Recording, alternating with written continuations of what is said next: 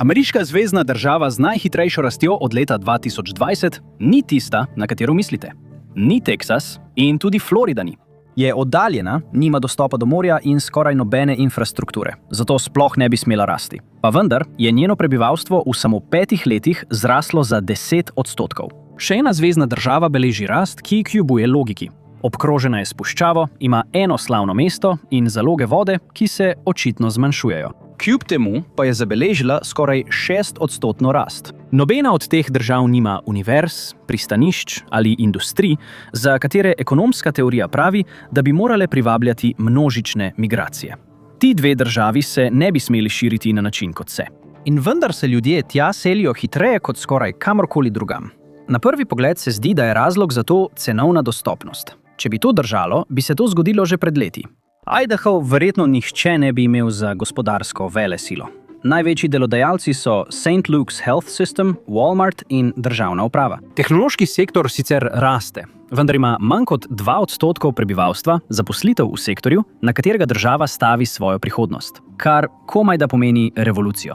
In vendar se skoraj 30,000 ljudi na leto odloči za Idaho namesto za katerikoli drug kraj. Torej, kaj vedo oni, česar ekonomski podatki ne razkrivajo? Zgodbo Nevade je še težje razložiti. Las Vegas ima 20% prebivalstva Nevade. Preostanek države je večinoma prazna puščava. Kot da bi vrgli kocke za razvoj in zgubili. Po vsej logiki, Idaho in Nevada ne bi smela doživljati tolikšne rasti. Las Vegas je zares zaživel šele, ko je postal zatočišče za pregrehe, ki se jim ljudje drugje niso mogli predajati. Idaho pa je drugačen. Ima stvari, ki jih Nevada nima. In to je morda del uganke. Ena od skritih prednosti Idaha leži v ravnici reke Snake. To je rodovitna kmetijska zemlja, ki prideluje tretjino ameriškega krompirja in večino postrvi iz ribogojnic. Ne sliši se glamurozno, a ravno to ohranja rast prebivalstva. Zakaj? Odgovor so poceni, prazna zemljišča in cenejše hiše. Mediana cene hiš v Idahu je bila februarja 2026 $478,000, kar je nekoliko nad nacionalno mediano, a precej ceneje kot v mestih, iz katerih prihaja veliko novih prebivalcev. Boise je dovolj blizu Seattla in Portlanda za gospodarske povezave, a dovolj daleč, da se izogne visokim stroškom mestnega življenja. Boise je zdaj 5. najhitreje rastoče ameriško mesto, kar hitro spreminja njegovo stanovanjsko ponudbo, infrastrukturo in splošno kakovost življenja. Privablja ljudi, ki si ne morejo več privoščiti življenja v pacifiškem severozahodu. Enaka zgodba se dogaja na vzhodnji obali, kjer mesta, kot sta Atlanta in Charlotte, privabljajo prebivalce iz dragih obalnih središč, kot je New York. Nevada pa je bolj nenavadna. Las Vegas prevladuje v državi, saj predstavlja približno 3/4 vseh delovnih mest in skoraj 80% njenega gospodarstva. A vendar je tu še eno mesto, ki je v vzponu in ima bolj raznoliko gospodarsko strukturo. Reno je med letoma 2010 in 2020 zrasel za skoraj 17,3%. To je hitreje kot v samem Las Vegasu. Seveda, tudi tam so kazinoji. Igranje na srečo je v tej državi zakonito, vendar pa ilega bolj koristi kot drugod po Nevadi. Razlog? Vsa tehnološka delovna mesta, ki so se pojavila v zadnjem času. Reno je bil oktobra 2020 razglašen za zvezno tehnološko središče, kar pomeni zvezno financiranje in spodbude za podjetja, da tu vzpostavijo poslovanje. Zakaj prav tukaj? Severna Nevada je postala žarišče za litij, ključno sestavino naprednih baterij. Tako se lahko gospodarstvo Nevade postopoma osvobaja prevlade Las Vegasa, vendar je to še v začetni fazi. Obstajajo tudi drugi, pomembnejši razlogi za selitev prebivalstva. Mediana cene hiš v Nevadi je nekaj več kot $500,000, kar je nad nacionalno mediano, ja, vendar ne za veliko. In država ima prednost, ki je Idaho nima. Nima dohodnine. Morda je to dober razlog za selitev, vendar obstaja še večji dejavnik. Tako Idaho kot Nevada sta tik ob Kaliforniji. Kalifornija pa izgublja prebivalce. Hitro. Tako hitro, da je država prvič izgubila sedež v kongresu. Demografi pričakujejo, da bo po popisu leta 2030 izgubila 3 več kot katerakoli druga država. Medtem bo Idaho pridobil enega. Približno tretjina novih prebivalcev Idaha prihaja iz zlate države. V Nevadi je še bolj dramatično. Od leta 2020 je približno 43% novih prebivalcev zapustilo Kalifornijo in poskusilo srečo v puščavi. Ni treba biti genij, da ugotoviš, zakaj. Mediana cene hiše v Kaliforniji je približno $906,000, skoraj 2-krat več kot mediana v ZDA. Konkurenčnost državnih davkov pa je na 48. mestu od 50. Zlata država ni več videti tako zlata. Toda tudi države, v katere ljudje bežijo, niso nič boljše. Idaho je ena izmed držav z najslabšo infrastrukturo v državi. Če pogledate pobliže, se razpoke res začnejo kazati. Sistemi za odpadne vode so tako obremenjeni, da je več 10 obratov kršilo zvezne standarde. V zadnjih letih so objekti v mestih, kot sta Kuna in Driggs, izpuščali onesnaževala v lokalne vodotoke. Predstavljajte si mesto, ki se oglašuje kot tehnološki raj, medtem ko starši hitijo, da bi otroke obvarovali pred onesnaženo vodo. To niso le številke v poročilu. To so resnične posledice, ki jih nikoli ne boste našli v nepremičninskih oglasih. Leta 2022 je imelo zanesljiv hitri internet le 87% države. Za mnoge je to prišlo po visoki ceni. Ni ravno idealno za državo, ki želi privabiti tehnološke in delavce na daljavo, kaj ne? Na papirju nič od tega ne zveni usodno, vsaj na prvi pogled. Infrastrukturo je mogoče popraviti, širokopasovni dostop je mogoče razširiti, toda prav tam se začne pravi problem. Idaho hitro raste, a je še vedno majhen. Boise ima komaj nekaj več kot 200,000 prebivalcev. Le 3 mesta presežejo 6-mestno številko. Porast prebivalstva se dogaja hitreje, kot lahko država realno sledi, in to je problem. Infrastruktura je odvisna od široke davčne osnove. Ker tako malo ljudi plačuje stroške, hitra rast prebivalstva presega zmožnosti države, da financira storitve, ki jih obljublja. Tako se Idaho znajde v nenavadnem položaju. Raste kot pomembna priselitvena destinacija, a deluje kot podeželska država. Davčna osnova ni dovolj široka, da bi financirala vse, kar zahteva rast. In za razliko od Kalifornije, ni velikih virov, na katere bi se lahko oprli. Ista geografija, zaradi katere so te države cenovno dostopne, oddaljene, suhe, nerazvite, je tudi tista geografija, zaradi katere postanejo nevzdržne v obsegu, v kakršnem se ljudje tja selijo. Lahko zaprosi zvezno vlado za dodatno pomoč, vendar bi to pomenilo, da bi bil dolžan ljudem v Washingtonu usluge. Država lahko tudi zviša davke, da bi plačala potrebne nadgradnje infrastrukture.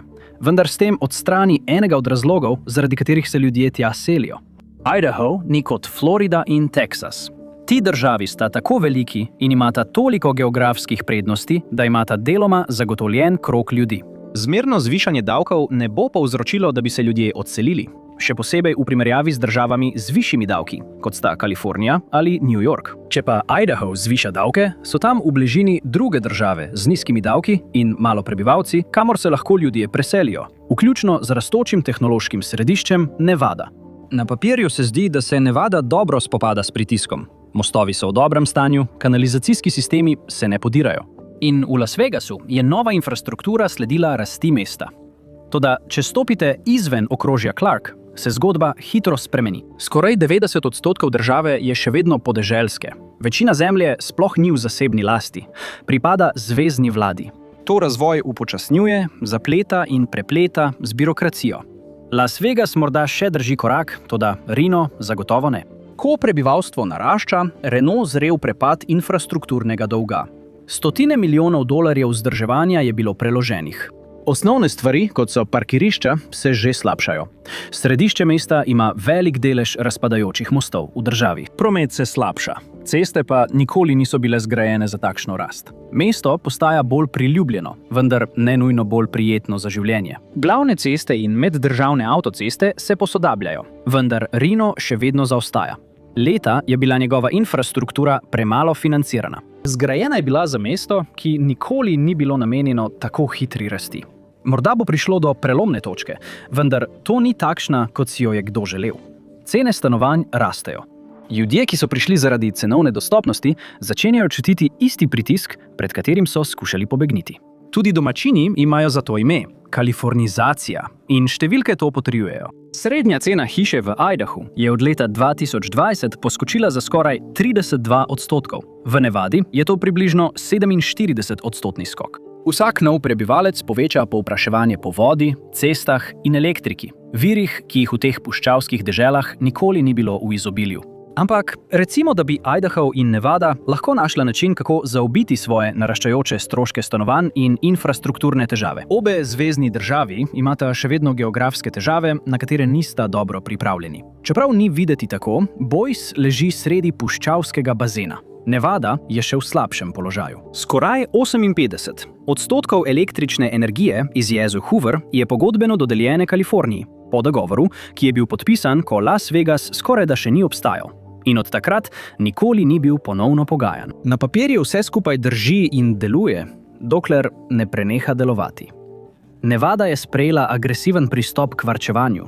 Prepovedi zelenic, omejitve za bazene, stroge kazni. Kljub temu, projekcije kažejo, da bi lahko metropolitansko območje Las Vegasa do leta 2050 doseglo 4 milijone prebivalcev, kar bo obremenilo vire. Ravnina reke Snake zagotavlja vodo za 15% prebivalstva Idaha. EPA ga uradno razvršča kot edini primeren vir pitne vode za široka območja Idaha. In vse to je ogroženo. Puščavske razmere postajajo še slabše. Od 50 let prejšnjega stoletja se snežna odeja, ki napaja reko, zmanjšuje. Ta trend pa se še pospešuje. Leta 2021 in 2025 sta bili 2 od 5 najbolj suhih let v zgodovini. Za zvezno državo, ki je odvisna od reke Snake, je to problem, ki ga ne moreš prezreti. Idaho skuša ostati korak pred vodno krizo. Leta 2024 je zvezna država uspela napolniti nekaj svojih vodonosnikov, vendar je bilo to zahvaljujoč nadpovprečnim snežnim padavinam. Eno sušno leto bi lahko vse to izničilo. Vlada lahko uči o varčevanju in financira izobraževanje, ne more pa preprečiti ljudem, da bi se priseljevali in porabljali več vode. In kljub tem izzivom ima Idaho še vedno srečo. Vodne težave Nevade so veliko hujše. Če je Idaho prehlajen, se Nevada bori s hitro širjočim se rakom. Las Vegas in celotno območje Južne Nevade sta odvisna od enega samega vira vode, jezera Mead. Rezervnega načrta ni. Vse ali nič. In možnost, da ne ostane nič, je vse bliže. Jezero hitro presiha. Toda ne gre samo za pitno vodo. Če raven pade pod 950 čevljev, se hidroelektrične turbine ustavijo in prekinijo dobavo elektrike Južni Kaliforniji. Las Vegas bi še vedno imel elektriko, toda od kod bi dobil vodo? Zato zapirajo vrste. Leta 2021 je bila na jezeru Mead prvič razglašena pomanjkanje vode. Urad za melioracije je moral celo podati nujno prošnjo, da bi preprečil nadaljnje zniževanje vodostaja. Kljub temu se ljudje še naprej priseljujejo in obremenjujejo vsak kapljico vode. Nevada ima že enega najbolj agresivnih programov za varčevanje z vodo v državi. Med letoma 2002 in 2025 se je poraba vode na prebivalca zmanjšala za 58%, kljub pritoku novih prebivalcev. Kako jim je to uspelo? Z odstranitvijo trave z določenih območij je srebrna država od leta 1999 prihranila 203 milijarde galon vode. Nevada je morala močno omejiti uporabo vode, ki bi bila drugje povsem običajna. Golf igrišča imajo omejeno količino vode na namakano akro, kazni pa so zelo stroge, če to količino presežejo. Če nameravate kupiti nepremičnino z bazenom, bo ta omejen na 55 kvadratnih metrov. Travnate trate so za nove domove v Južni Nevadi prepovedane že od decembra 2021. Če pa se bodo migracijski vzorci nadaljevali, ti ukrepi morda še vedno ne bodo zadostovali. Tudi najstrožja pravila ne morejo slediti neustavljivi rasti in pritisk hitro narašča. Zato bodo ta pravila o vodi v bližnji prihodnosti še strožja. Morajo biti, drugače ne gre. Te zvezne države ne zmagujejo zato, ker so močnejše, ampak zato, ker so se težave nekoga drugega preselile sem. In zdaj prihajajo posledice. Hvala, da ste se mi danes pridružili.